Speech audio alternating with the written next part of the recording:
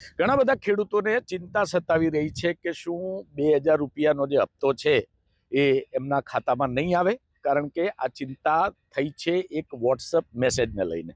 નમસ્કાર, હું છું આપનો ખેડૂત મિત્ર વિનોદ.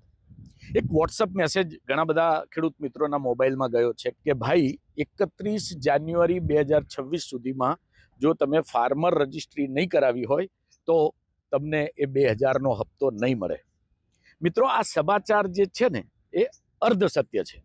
ફાર્મર રજિસ્ટ્રીની એક પ્રક્રિયા છે જે નિરંતર ચાલતી પ્રક્રિયા છે. તમારે તમારું કેવાયસી અને આધાર અપડેટની બધી પ્રોસેસ કરવાની હોય છે. જો એ પ્રોસેસ તમે ન કરી હોય તો તમારા ખાતામાં ફક્ત 2000 જ નહીં, બીજી બધી જે સરકારી સહાય ખેડૂતોને મળવા પાત્ર છે તે ન મળી શકે. પરંતુ આના માટે 31 જાન્યુઆરી 2026 કોઈ નિયત કરેલી તારીખ નથી.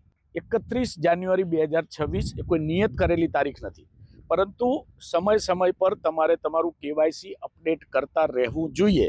અને જ્યારે પણ તમારા કંઈક ચેન્જીસ હોય તો તરત જ જઈને કેવાયસી અપડેટ કર્યું હશે તો એ 2000નો હપ્તો પણ તમારા ખાતામાં આવશે અને બીજા જે ખેડૂતલક્ષી સહાયો છે તે પણ તમને મળતી રહેશે.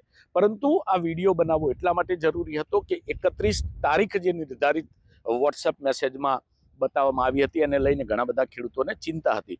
પરંતુ અપડેટ રહેવું એ જરૂરી છે ને અપડેટ કરતા રહેવું એ જરૂરી છે.